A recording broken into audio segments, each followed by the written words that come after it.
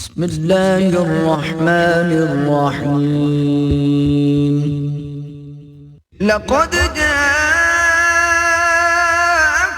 رسول من أنفسكم عزيز عليه ما عنتم حريص عليكم بالمؤمنين رؤوف رحيم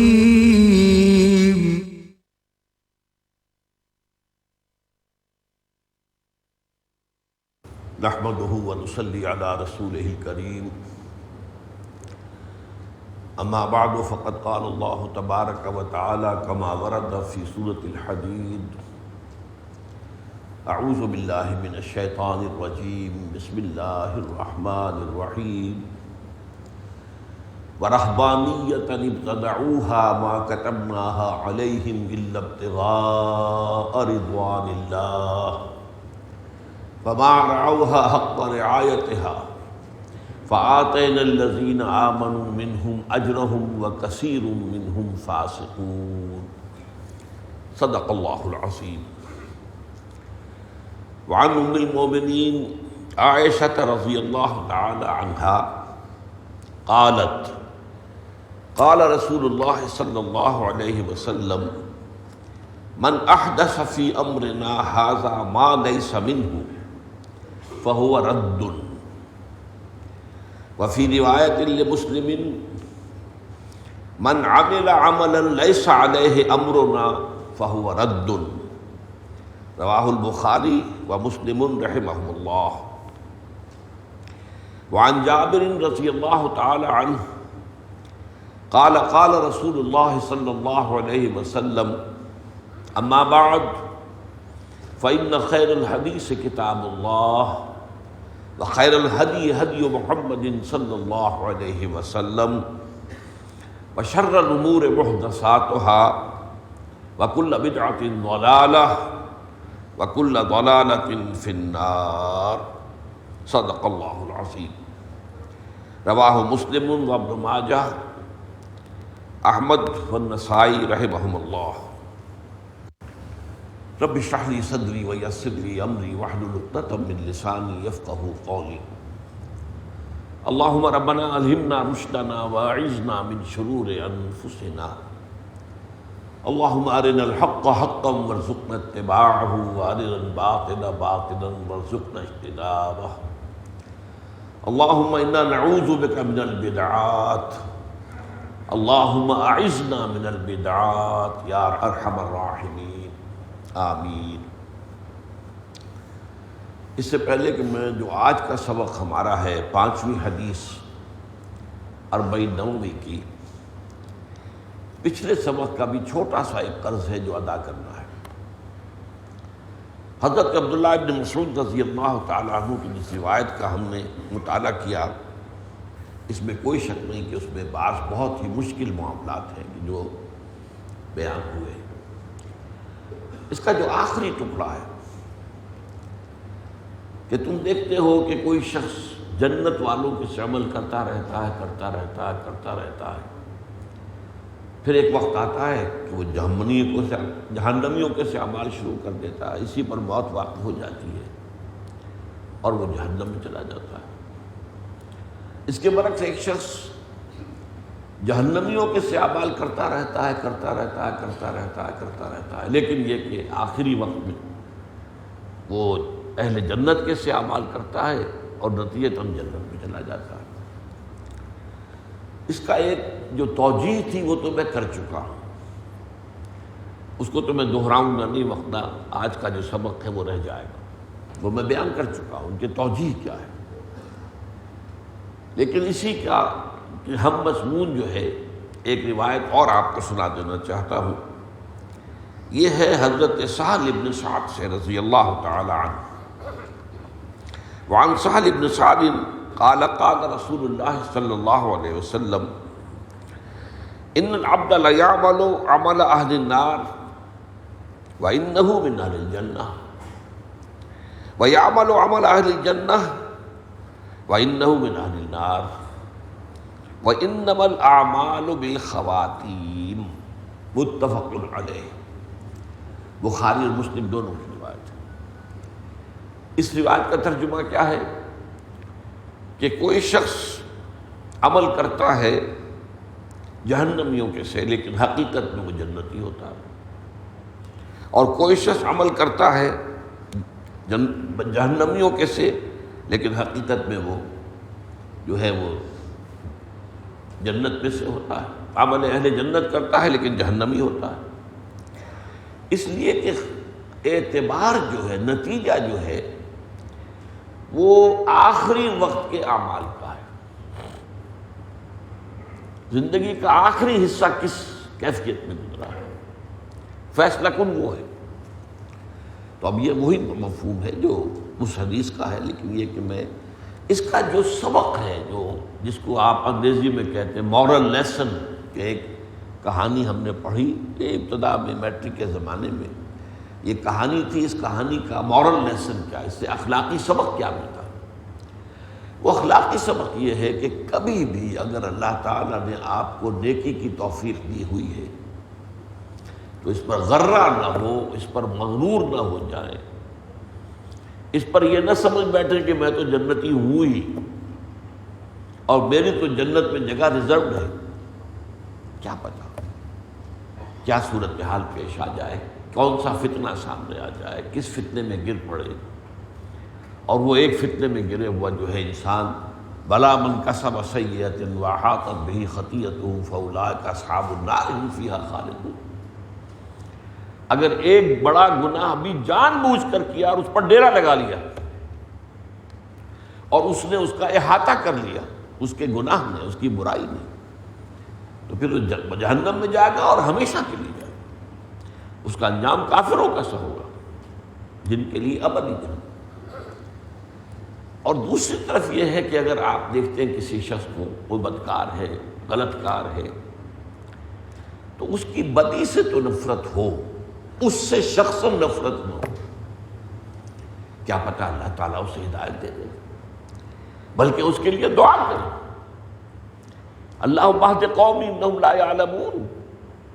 انبیاء اور رسول کی سنت تو یہ ہے کہ جو انہیں ایذا پہنچاتے تھے ان کے بارے میں بھی دعا کرتے تھے، اے اللہ ان کو ہدایت دے، میری قوم کو، انہیں علم نہیں ہے کہ یہ کیا کر رہے ہیں، انہیں علم حاصل نہیں ہے کہ اصل زندگی آخرت کی زندگی ہے اور اس دنیا کے اعمال کا نتائج وہاں نکلنے والے ہیں۔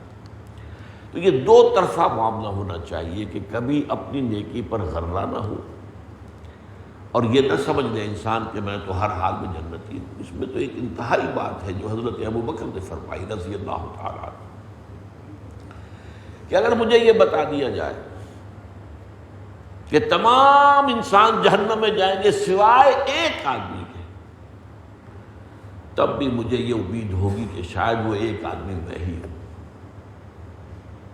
اور اگر مجھے یہ بتا دیا جائے کہ تمام انسان جنت میں جائیں گے سوائے ایک کے جو جہنم میں جائے گا، تب بھی مجھے خوف رہے گا کہ شاید وہ ایک آدمی میں ہی ہوں۔ اس کو کہتے ہیں اصطلاح میں بین الخوف والرجاء۔ انسان کی کیفیت اللہ کے ساتھ بین الخوف والرجاء ایسی رہنی چاہیے کہ خوف بھی رہے، کسی حالت میں بھی آپ کتنے ہی اونچے مقام پر پہنچ گئے ہوں، اللہ کے خوف سے دل خالی نہیں رہنا چاہیے۔ اور وہ انہی حدیثوں کے حوالے، کیا پتہ انجام کیا ہو۔ فإنما الأعمال بالخواتیم، جو خاتمے کے وقت کی کیفیات ہوتی ہیں، اصل میں تو فیصلہ اللہ تعالیٰ کے ہاں اس کی بنیاد پر ہوگا۔ اب آئیے آج کا جو سبق ہے بہت اہم مضمون ہے۔ اس کی راویہ ہے ام المومنین حضرت عائشہ صدیقہ رضی اللہ تعالی عنہا۔ آپ کو معلوم ہے کہ حضور کی نہایت چہیتی اہلیہ، نہایت چہیتی محبوب، اور پھر یہ کہ بہت بڑی صاحب علم، فقہائے صحابہ میں شمار ہے، اور صحابہ بھی ان سے آ کر سوال کرتے تھے، پوچھتے تھے، معلومات حاصل کرتے تھے، اور تابعین بھی ان سے تعلیم حاصل کرتے تھے پردے کے پیچھے سے۔ عورتوں میں تو ظاہر بات ہے کہ ان کا علم جو ہے پھیلا ہے، اور بہت بڑی بات یہ ہے کہ حضور کی جو ازدواجی زندگی تھی، اب ظاہر بات ہے کہ وہ زندگی تو دنیا کے سامنے نہیں ہوتی، لیکن وہ انسانی زندگی کا ایک حصہ ہے۔ اس کے بارے میں بھی ہدایت تو درکار ہے. جیسے کہ بعض صحابہ نے آ کے شکایت کی تھی کہ حضور یہ یہودی جو ہیں ہمیں چھیڑتے ہیں، ہمارا مذاق اڑاتے ہیں کہ تمہارا نبی تمہیں بہت چھوٹی چھوٹی باتوں کی تعلیم بھی دیتا. آپ نے فرمایا کہو ہاں، ہمارا نبی تو ہمیں استنجا لینا بھی سکھاتا ہے. وہ بھی ضروری ہے، طہارت ہے، طہارت ہی پر تو تمام عبادات کا دار و مدار ہے. تو یہ ہے حضرت عائشہ صدیقہ رضی اللہ تعالی عنہا. وہ فرماتی کہ حضور نے فرمایا صلی اللہ علیہ وسلم من احدث فی امرنا ھذا ما لیس منہ فہو رد. جس شخص نے ہمارے اس دین کے معاملے میں کوئی نئی بات ایجاد کی جو اس میں نہیں ہے تو وہ بات یا وہ عمل مردود ہوگا. یہاں ترجمے کی گنجائش یہ ہے کہ وہ شخص مردود ہوگا، یہ بھی ہے، لیکن عام طور پر محتاط انداز میں ترجمہ کیا جاتا ہے فہو مردود، یہ وہ عمل جو ہے مردود ہوگا. یہ ہے بخاری اور مسلم کی روایت. اور دوسری اسی یہی مضمون آتا ہے یہ مسلم کی روایت میں من عمل عملا لیس علیہ امرنا فہو رد. جس شخص نے کوئی عمل کیا ایسا جس پر ہمارا معاملہ نہیں ہے تو وہ بھی مردود ہے، وہ عمل مردود ہے. اب اس کے ضمن میں نے پھر ایک اور حدیث آپ کو سنائی، وہ بڑی اہم ہے اس اعتبار سے کہ ہر جمعے کے خطبے میں آپ کو سنتے ہیں. اس کے راوی ہیں حضرت جابر رضی اللہ تعالی عنہ. قال قال رسول اللہ صلی اللہ علیہ وسلم اما بعد. اب اس سے معلوم ہوتا ہے کہ یہ بھی حضور خطبے میں فرماتے تھے. یعنی خطبے کے شروع میں حمد و ثنا وہ تو ہر خطبے کے شروع میں ہوتی تھی. الحمدللہ الحمدللہ نحمدہ ونستعینہ ونستغفرہ ونؤمن بہ ونتوکل علیہ ونعوذ باللہ من شرور انفسنا ومن سیئات اعمالنا من یہدہ اللہ فلا مضل لہ ومن یضللہ فلا ہادی لہ ونشہد ان لا الہ الا اللہ وحدہ لا شریک لہ ونشہد ان محمدا عبدہ ورسولہ صلی اللہ علیہ وسلم. اما بعد. اب اس حمد و ثنا کے بعد حضور نے ارشاد فرمایا فإن خیر الحدیث کتاب اللہ. جان لو کہ بہترین بات اللہ کی کتاب ہے. وخیر الہدی ہدی محمد صلی اللہ علیہ وسلم. اور بہترین ہدایت محمد کی ہدایت ہے صلی اللہ علیہ وسلم. وشر الامور محدثاتها. اور تمام معاملات میں بدترین وہ اعمال وہ ہیں جو نئے ایجاد کر دیے جائیں. وَكُلُّ بِدْعَةٍ ضَلَالَةٍ. اور جان لو کہ ہر نئی ایجاد کردہ شے، ہر نئی ایجاد کردہ دین کا معاملہ وہ گمراہی ہے. اور اس حدیث کی ایک روایت جو امام نسائی لائے ہیں اس میں یہ الفاظ بھی ہیں وَكُلُّ ضَلَالَةٍ فِي النَّارِ. ہر گمراہی کا آخری ٹھکانہ تو جہنم ہے. یہ آپ ہر جمعے میں سنتے ہیں، یہ خطبہ حضور کا اس کا حصہ ہے. اب ہمیں غور کرنا ہے کہ یہ دو لفظ آئے ہمارے پاس بدعت اور محدثہ. لفظی معنی کیا ہے؟ یہ جو با دال اور عین کا مادہ ہے یہ آتا ہے کسی چیز کا بالکل اثر نو آغاز کرنا. اللہ ہے بدیع السماوات والارض.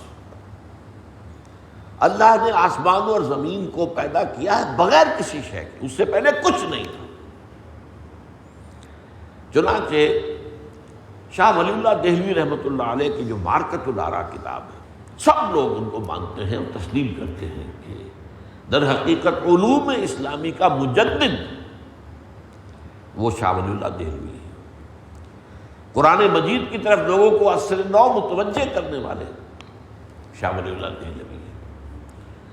حدیث کا معاملہ ہندوستان میں انٹروڈیوس کرنے والے اگرچہ ان سے پہلے ایک شخص ہیں شیخ عبدالحق محدث دہلوی، لیکن جس کا بھی جو خدمت کی ہے شاہ ولی اللہ نے وہ اپنی جگہ ہے. ان کی جو کتاب ہے حجت اللہ البالغہ، اسلامی فلسفے کی یہ کتاب ہے چوٹی کی. اس کا پہلا باب کیا ہے کہ اللہ تعالیٰ کے افعال بنیادی طور پر 3 ہیں. جیسے تو اللہ تعالیٰ جو ہے جو بھی کچھ دنیا میں ہو رہا ہے اللہ تعالیٰ کے افعال ہی ہیں، اس اللہ کے اذن کے بغیر تو کچھ بھی نہیں ہوتا. بنیادی طور پر 3 کام ہیں: ابداع، خلق اور تدبیر. ابداع کے معنی کیا ہے؟ کائنات کو بغیر کسی شے کے پیدا کرنا. اس کو انگریزی میں کہتے ہیں کریشن ایکس نیہیلو. ایکس نیہیلو، بغیر کسی شے کے کریٹ کرنا، یہ ہے ابداع. خلق کیا ہے؟ کسی شے سے دوسری شے کو بنانا. آگ بنا دی تھی پہلے، پھر جن بنائے اس آگ سے، یہ خلق ہے. مٹی پانی بنایا جا چکا تھا، اس کے بعد اس سے حیوانات بنائے، اس زمین کے اوپر چلنے والے تمام حیوانات بشمول انسان. تو ایک خلق یہ ہے. خلق یہ ہے کہ ایک شے جو پہلے سے موجود تھی اس سے ایک اور شے بنا دینا، یہ خلق ہے. تو یہ خلق جو ہے انسان بھی کرتا ہے. پہلے کوئی چیز نہیں تھی، نئی چیز ایجاد کر لی. اسی لیے قرآن میں آیا ہے فَتَبَارَكَ اللَّهُ أَحْسَنُ الْخَالِقِينَ. خالقین جمع کا صیغہ آیا. تمام پیدا کرنے والے اور تخلیق کرنے والوں کا بہترین تخلیق کرنے والا اللہ ہے. لیکن بدیع ایک ہی ہے، ذات بدیع، بدیع السماوات والارض. اب اس لفظ سے سمجھ لیجئے بدعت اس کو کہتے ہیں جو دین میں کوئی عبادات کے ضمن میں یا ثواب کے حصول کے لیے کیے جانے والے کاموں میں ایسی شے کا اضافہ کر دیا جائے جو پہلے ثابت نہیں، جو کتاب و سنت میں نہیں، یہ بدعت ہے. اجتہاد بالکل دوسری شے ہے. ایک نیا مسئلہ پیدا ہو گیا جو پہلے نہیں تھا، اب آیا اس میں، اب کیا حکم نکالے گا؟ اس کے لیے یہ ہے کہ قرآن و سنت کے محکمات سے، نصوص سے حکم نکالیں اور اس پر انتہائی محنت کریں، جہد سے اجتہاد بنائیں، اپنے اوپر پوری مشقت لیں. یہ اجتہاد ہے. اب مثلا حضور نے فرمایا کہ تصویر بنانا حرام. حضور کے زمانے میں ہاتھ سے بنتی تھی تصویر، کیمرہ نہیں تھا. کیمرہ ایجاد ہوا تو مسئلہ پیدا ہو گیا کہ آیا کیمرے کی تصویر کا بھی وہی حکم ہے؟ اس میں اختلاف ہو گیا. اجتہادات کے اندر تو اختلاف ممکن ہے. چنانچہ بہت سے لوگوں کی اور عالم عرب کے علماء کی اکثریت اس پر ہے کہ کیمرے کی تصویر پر اس کی حرمت کا اطلاق نہیں ہوگا. علماء ہند جو ہیں ان کی اکثریت جو ہے وہ اس پر متفق ہے کہ اس پر بھی اطلاق ہوگا، یہ بھی حرام ہے. البتہ کسی سماجی ضرورت کے تحت جو ہے تصویریں کھینچنا جائز ہے.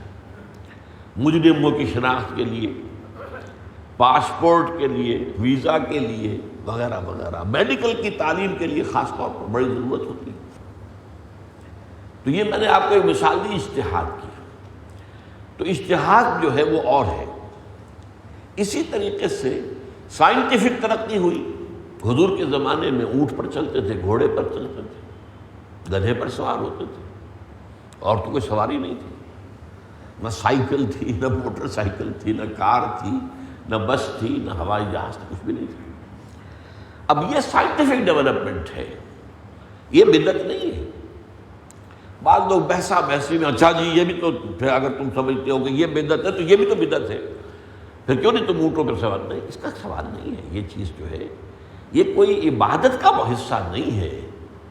اس پر اس کا کام جو ہے وہ نیکی، اس پر ثواب کا حصول، ثواب کا حصول ہے اس مقصد پہ جس کے لیے آپ سفر کر رہے ہیں. اگر آپ دین کی تبلیغ کے لیے سفر کر رہے ہیں تو اس پر آپ کو اجر و ثواب ملے گا، چاہے آپ نے ہوائی جہاز پر سفر کیا ہو، ریل پر کیا ہو، کار پر کیا ہو، کسی پر کیا ہو، اس مقصد پر ہوگا معاملہ. اور چاہے آپ اونٹ پر بیٹھ کے چلیں اور برائی کی تبلیغ کریں تو آپ پکڑے جائیں گے. تو جو چیزیں ہیں سائنٹیفک انوینشنز، ان کا معاملہ بھی اس سے خارج، اور اجتہاد کا معاملہ بھی اس سے خارج. اصل مسئلہ کیا ہوگا؟ جو عبادات کے نظام میں اور خالصتاً ثواب اللہ کی طرف سے حاصل کرنے کے لیے کوئی کام ایسا ایجاد کیا جائے جس کا کوئی سراغ جو ہے کتاب و سنت میں نہ ہو، وہ بدعت ہوگی۔ اسی طرح لفظ محدثہ، حدثہ کا لفظ آتا ہے کوئی شے جو پیش آ گئی، پہلے نہیں تھی، حادثہ ہو گیا۔ اب حادثہ اچانک ایک شے ہو گئی، وہ نہ کسی کے پیش نظر تھا، نہ کسی کا مقصد تھا، نہ کسی کا ارادہ تھا، نہ کسی کی خواہش تھی، پیش آ گئی۔ اسی طرح ہم کلام کے ذریعے سے جو بات کہتے ہیں اس کو بھی حدیث کہتے ہیں۔ اس سے پہلے تو وہ بات نہیں تھی، اب میں نے کہی، یہ حدیث۔ اسی لیے قرآن کو کہا کہ حدیث اللہ، فَبِأَيِّ حَدِيثٍ بَعْدَهُ يُؤْمِنُونَ، اس حدیث قرآن کے بعد اب یہ اور کس شے پر ایمان لائیں گے؟ اس سے زیادہ مبین شے، اس سے زیادہ واضح شے اور ہدایت دینے والی شے تو کوئی اور ہے نہیں۔ فَبِأَيِّ حَدِيثٍ بَعْدَهُ يُؤْمِنُونَ، تو حدیث اللہ کی ہے، حدیث حضور کی ہے، حضور کا فرمان۔ تو اسی سے لفظ محدث بنا ہے، کوئی نئی چیز ایجاد کر لینا، یہ محدث، یہ دونوں الفاظ آئے ہیں اصل میں، بدعت اور محدث، یہ دونوں ان حدیث میں جو میں نے آپ کے سامنے ابھی پڑھی ہیں، یہ دونوں الفاظ آئے ہیں۔ اب ذرا غور کیجئے، سبب کیا ہے بدعت کا؟ سب سے پہلا سبب جو ہے وہ یہ ہے، عبادت اور عبادات کا جو تصور ہے وہ جب غلط ہو جاتا، اس پر تفصیل سے گفتگو میں کر چکا ہوں۔ عبادت جامع لفظ ہے، پوری زندگی میں ہمہ وقت، ہمہ تن، ہمہ وجوہ اللہ کی اطاعت، اس کی محبت سے سرشار ہو کر۔ یہ چونکہ بہت مشکل کام ہے، اس میں بہت سی رکاوٹیں ہیں، اس لیے اللہ نے عبادات دی ہیں، نماز، روزہ، حج، یہ عبادات ہیں۔ تو عبادت ورسس عبادات، جب یہ تصور ذہن سے ختم ہو جائے گا اور عبادت کی ہمہ گیریت ختم ہو گئی تو اب عبادات پر زور بڑھنا شروع ہو جائے گا۔ سارا نیکی کا جذبہ، پوری نیک نیتی کے ساتھ، اچھی طرح سمجھ لیجیے میرے ایک لفظ، نیک نیتی کے ساتھ، چونکہ عبادت کا تصور، ہمہ گیر تصور جو ہے، جامع تصور ہے، وہ ذہنوں سے اوجھل ہو گیا، تو اب نیکی جو ہے وہ ساری مرتکز ہو جائے گی ان عبادات کے اوپر۔ ان عبادات میں غلو ہوگا، حد سے آگے بڑھنے کی شکل ہوگی، توازن سے آگے بڑھنے کی شکل پیدا ہو جائے گی۔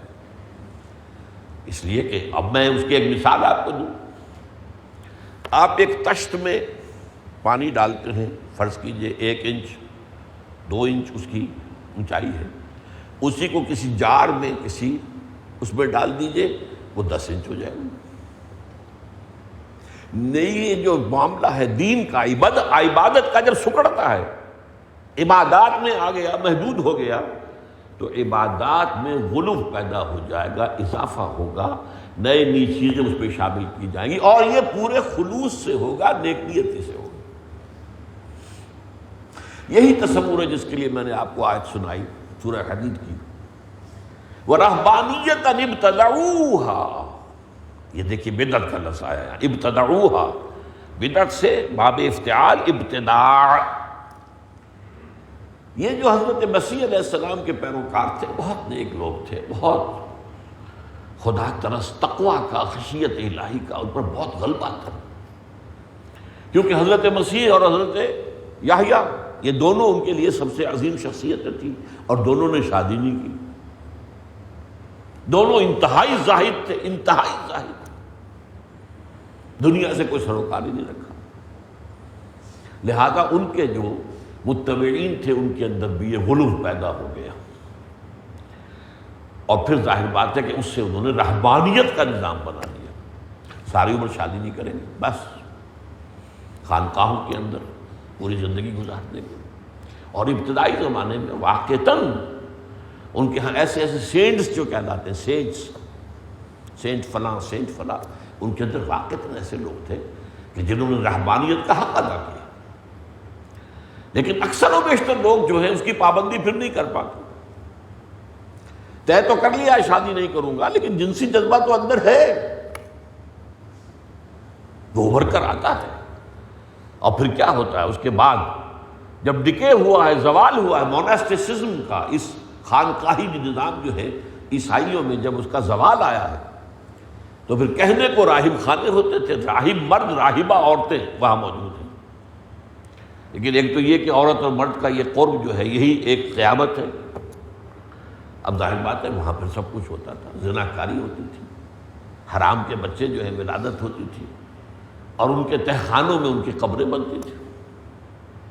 اور یہ چیزیں میں جو کہہ رہا ہوں یہ خود ہسٹری آف کرسچین موناسٹسزم پر کتابیں لکھی گئی ہیں بڑی بڑی، انہوں نے خود لکھا ہے یہ سارے معاملے، اس لیے کہ فطرت کے انتقالوں کے خلاف غیر فطری قدغنیں لگانا، دریا بہہ رہا ہے، آپ اس کے آگے ایسے ہی کوئی چیز بند باندھ دیں تو بہا کے لے جائے گا۔ ہاں پہلے اس کو ڈائیورٹ کیجئے، اس کو رخ کو ایک طرف کیجئے، پھر جو زمین بن رہی ہے اس کے آگے آپ جو ہے وہ بند باندھیں، کچھ کریں، بیراج بنائیں، لیکن یہ کہ چلتے دریا میں تو نہیں بنا سکتے آپ۔ تو اس حوالے سے یہ چیزیں جو ہے پھر رہبانیت جو ہے یہ اس کا سبب ہے۔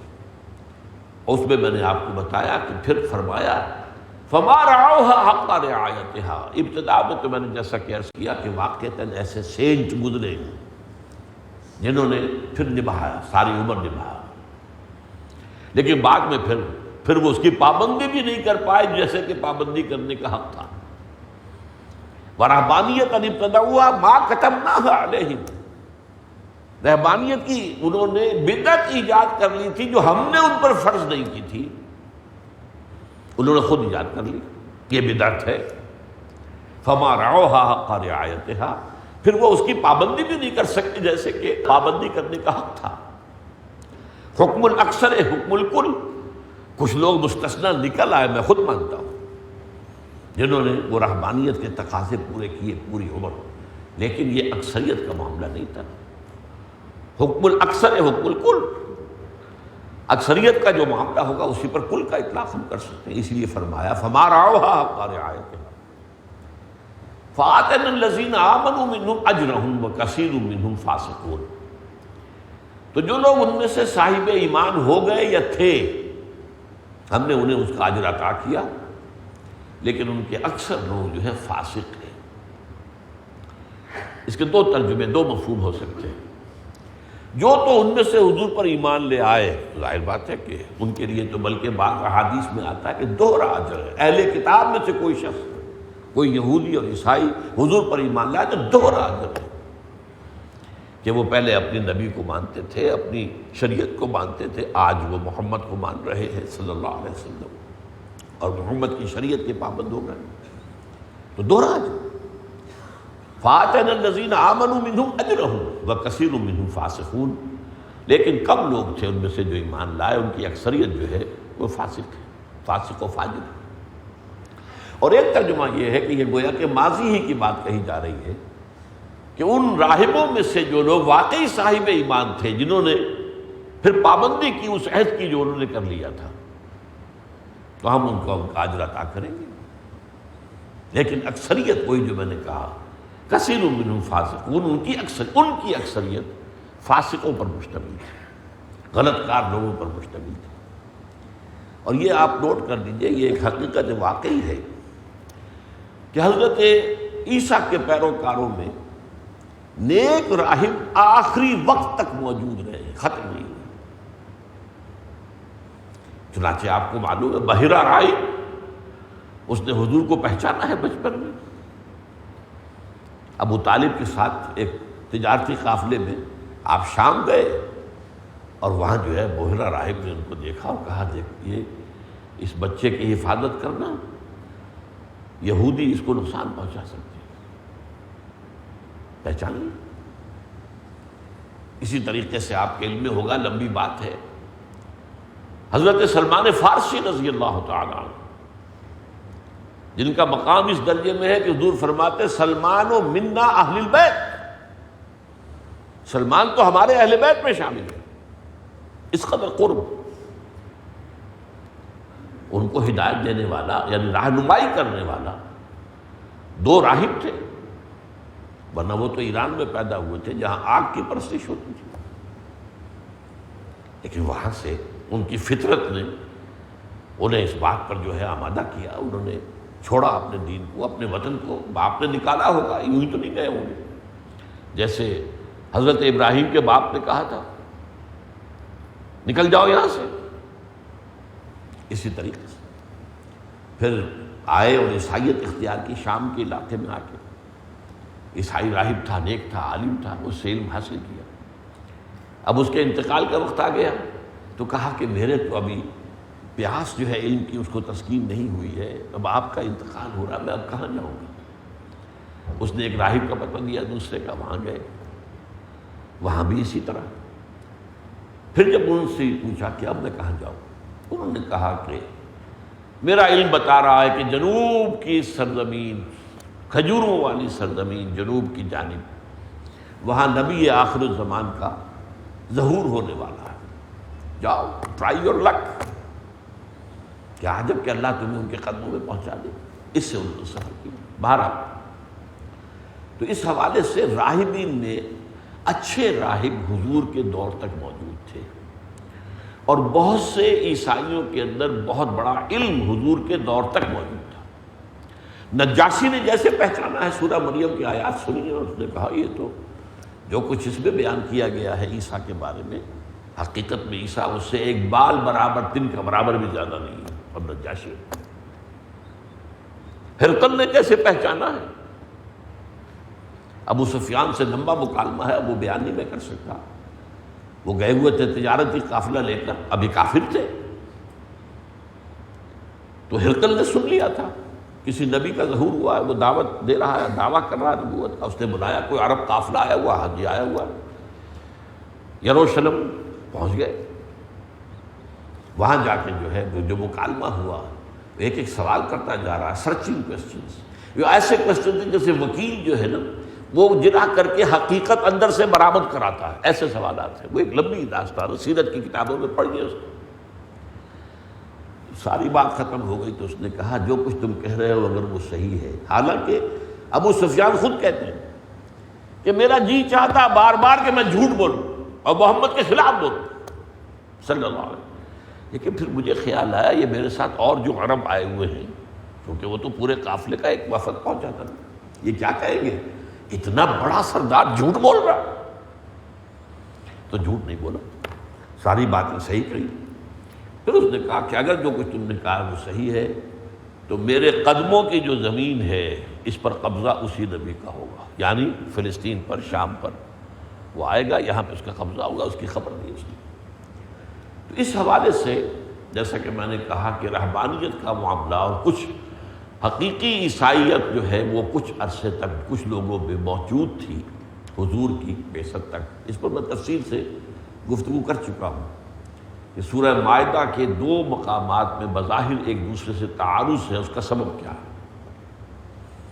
حضور کے زمانے میں عیسائی جو ہے اکثر و بیشتر حضور سے صحابہ سے محبت کرتے تھے، معاندانہ اور مخالفانہ رد عمل نہیں تھا، جیسے ہرقل کا نہیں ہوا، نجاشی کا نہیں ہوا، مقوقس پیٹریارک آف الیگزینڈریا اس کا نہیں ہوا، یہودی دشمن تھے، تو گویا کہ ان میں فرق تھا، اور اس وقت یہودیوں اور عیسائیوں میں بھی بڑی سخت دشمنی تھی، بڑی سخت۔ لیکن یہ کہ اس کے بعد جو کہا گیا ہے کہ یہ یہودی اور عیسائی ایک دوسرے کے دوست ہیں، وہ آج کے دور کے بارے میں کہا گیا، وہ پیشین گوئی ہے، وہ آج کے حالات ہیں۔ بعضهم اولیاء بعض، اہل ایمان تم یہود اور نصارہ کو ولی نہ بناؤ، لا تتخذوا اليہود والنصارى اولیاء بعضهم اولیاء، یہ آج کے لیے۔ بہرحال تو پہلی بات جو میں نے عرض کی آپ کے سامنے کہ بدعات کا سبب کیا ہے، جب عبادت کا تصور محدود ہو جائے تو عبادات پر سارا زور ہو جاتا ہے اور اس میں غلو پیدا ہوتا ہے، اور اسی کی آخری شکل رہبانیت ہے۔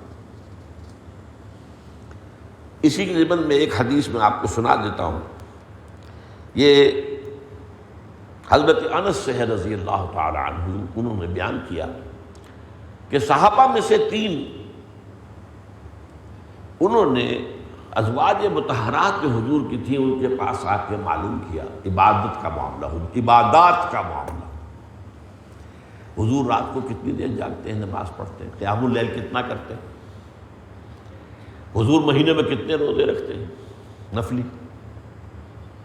وغیرہ۔ اب جب انہیں ازواج مطہرات نے تو کوئی چھپایا نہیں، حضور کی زندگی جو ہے وہ تو کھلی کتاب تھی، تو انہوں نے سوچا یہ عبادت تو کم ہے۔ ان کے لوگوں کے خیال میں تو یہ تھا کہ حضور کمر لگاتے ہی نہیں ہوں گے بستر کے ساتھ۔ تقالوہا کے الفاظ آتے ہیں، انہوں نے قلیل سمجھا اس کو، لیکن اپنے آپ کو اطمینان دلایا کہ خیر یہ تو حضور کا معاملہ ہے، حضور سے تو کوئی گناہ سرزد ہو ہی نہیں سکتا، یہ ہمارا معاملہ نہیں ہو سکتا، ہم تو گناہ گار لوگ ہیں۔ تو ایک نے کہا میں ساری عمر کھڑا، ساری رات جو ہے عبادت کروں، سو نہیں۔ دوسرے نے کہا میں ہمیشہ روزہ رکھوں گا، کبھی ناغہ نہیں کروں گا۔ تیسرے نے کہا میں ساری عمر شادی نہیں کروں گا۔ حضور کو اطلاع مل گئی، طلب فرمایا اور جواب طلبی کی، کیا آپ نے یہ بات کہی ہے؟ کہ جی ہاں ہم نے کہی ہے۔ بہت غضبناک انداز ہے اس میں، اس لیے کہ یہ عام بات نہیں جو حضور نے فرمائی، خدا کی قسم میں تم سب سے بڑھ کر متقی ہوں، لیکن میں رات کو سوتا بھی ہوں اور نماز پڑھتا بھی ہوں اور میں روزے رکھتا بھی ہوں اور نہیں بھی رکھتا، اور میری بیویاں ہیں، متعدد بیویاں۔ فمن رغب عن سنتی فلیس منی، سن لو جو میری سنت کو چھوڑے گا، ترک کرے گا، وہ مجھ سے نہیں ہے۔ اعلان براءت، اعلان بیزاری کر رہے ہیں حضور صلی اللہ علیہ وسلم۔ یہی معاملہ ایک بہت مشہور صحابی کا ہوا، عمرو بن العاص رضی اللہ تعالیٰ عنہ کے صاحبزادے عبداللہ ابن عمرو بن العاص، ساری رات کھڑے رہتے تھے، روزانہ روزہ رکھتے تھے، نہ بیوی سے کوئی سروکار، نہ دنیا کے کسی اور معاملے سے کوئی سروکار۔ حضور کو اطلاع ملی، طلب کیا، پوچھا یا عبداللہ اولم اخبر انک تصوم النہار وتقوم اللیل، اے عبداللہ مجھے یہ خبر دی گئی ہے کہ تم ساری رات کھڑے رہتے ہو اور ہمیشہ روزہ۔ بھلا یا رسول اللہ، کیا جھوٹ تو نہیں بول سکتے تھے؟ فرمایا لا تفعل، ہرگز مت کرو ایسا، فإن لزوجک علیک حقا وإن لزورک علیک حقا وإن لنفسک علیک حقا، تمہارے نفس کا بھی تم پر حق ہے، تمہاری بیوی کا بھی تم پر حق ہے، تمہارے ملاقاتیوں کا بھی تم پر حق ہے۔ تو یہ توازن جو ہے در حقیقت یہ ختم ہوتا ہے جب میں نے بتایا آپ کو عبادات پر غلو ہوتا ہے، زیادتی ہوتی ہے، اور یہ ہوتی ہے خلوص کے ساتھ۔ لیکن دوسرا بڑا سبب ایک اور ہے، اس کا سبب جہالت، غفلت۔ اگر روح عبادت نکل جائے تو اس کے ظاہر پر فورم پر ارتکاز زیادہ ہو جاتا ہے۔ ایک نماز کی روح ہے خشوع اور خضوع، وہ نہیں رہا، لیکن اس کے جو رسم ہے، رسم کسے کہتے ہیں؟ علامت کو، رسم الخط اس کو کہتے ہیں۔ رہ گئی رسم اذاں، روح بلالی نہ رہی۔ جب روح نکل جاتی ہے نیکی کی تو اب سارا زور ہوتا ہے ظواہر پر۔ اب جب سارا زور ہو گیا، ایمفیسس ہو گیا ظواہر پر، تو اس ظواہر میں پھر اضافہ ہونا شروع ہوتا ہے، پھر رسومات ایجاد ہوتی۔ اب کسی کے فوت ہونے کے بعد ایک ہی بات ہے جو فتوائی گئی ہے، اس کو غسل دینا ہے، اس کو کفن دینا ہے، بہت احترام کے ساتھ اسے کندھے پر لے کر قبرستان جانا ہے، اس کی نماز جنازہ پڑھنی ہے، دفن کرنے کے بعد دعا کرنی ہے، بس اس کے بعد کوئی رسم نہیں۔ لیکن بڑے چلے جا رہے ہیں۔ اس کے بعد تیجا، ہندوؤں سے ہم نے لے لیا تیجا، وہ تیجے کو اب سوئم کر دیا، پرشین لے آئے ہندی کی بجائے، تیجے کی بجائے، اور اس میں جو ہے قرآن خوانی نام رکھ دیا گیا۔ لیکن یہ رسم جو ہے قرآن خوانی ہوتی رہتی ہے، قرآن خوانی پھر 40ویں پہ ہو رہی ہے، قرآن خوانی 10ویں پہ ہو رہی ہے، پھر اس کی برسی منائی جائے۔ انا للہ و انا الیہ، یہ کل کی کل بدعات، یہ ہے رسومات کا اضافہ۔ شادی میں ایک دعوت ولیمے کی، اس کے علاوہ دعوتیں ہیں، بدعات، اسراف ہے، تبذیر ہے۔ ان المبذرین کانوا اخوان الشیاطین، یہ مبذرین جو ہے دولت کو اڑانے والے نمود و نمائش کے لیے شیطانوں کے بھائی. تو یہ دوسرا معاملہ ہے. اور اس کے اندر جو ہے حضرت عبداللہ ابن مسعود کی ایک حدیث ہے جو میں نے بہت مرتبہ بیان کی ہے، جس کا میں اب ترجمہ ہی سناؤں گا، وقت بہت کم ہے.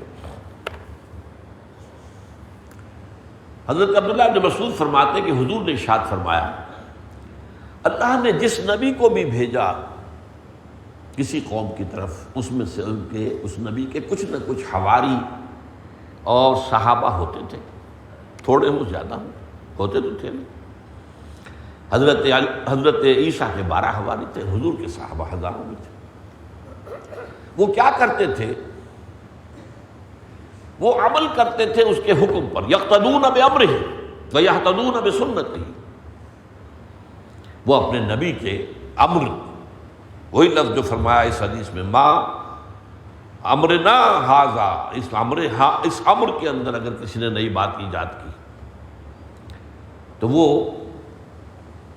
اپنے نبی کی پیروی کرتے تھے، سنت پر عمل کرتے تھے. یاخذون بسنتہ ویقتدون بامرہ ثم انہا تخلف من بعدہم خلوف.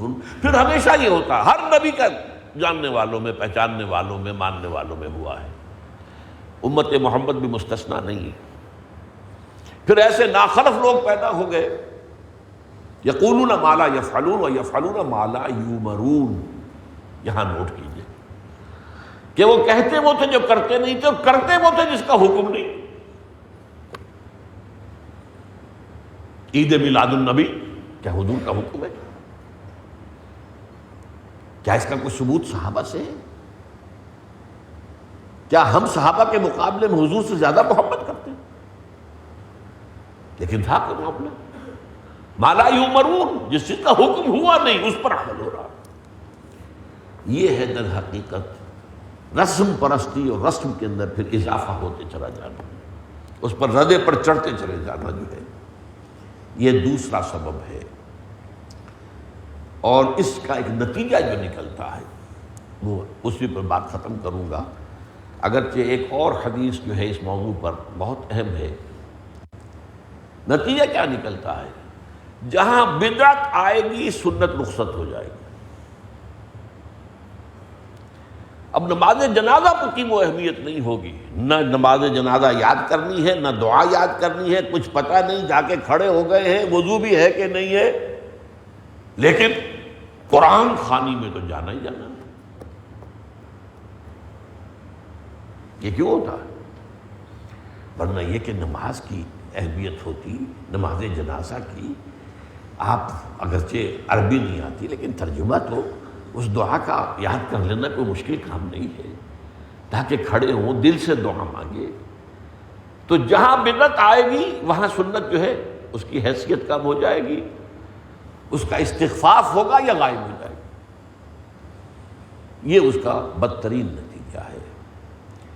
اللہ تعالی ہمیں بدعات سے بچائے، محدثات سے بچائے، اور اعتصام بالکتاب والسنہ، احادیث کی کتابوں میں اس میں پورے باب ہیں. تھام لینا اللہ کی کتاب اور سنت رسول کو صلی اللہ علیہ وسلم، اور خصوصاً عبادات کے اندر توازن، اور عبادات کے ساتھ اصل عبادت کے تصور کو محو نہ ہونے دینا. بارک اللہ لی ولکم فی القرآن العظیم وہدی النبی صلی اللہ علیہ وسلم. آمین یا رب العالمین.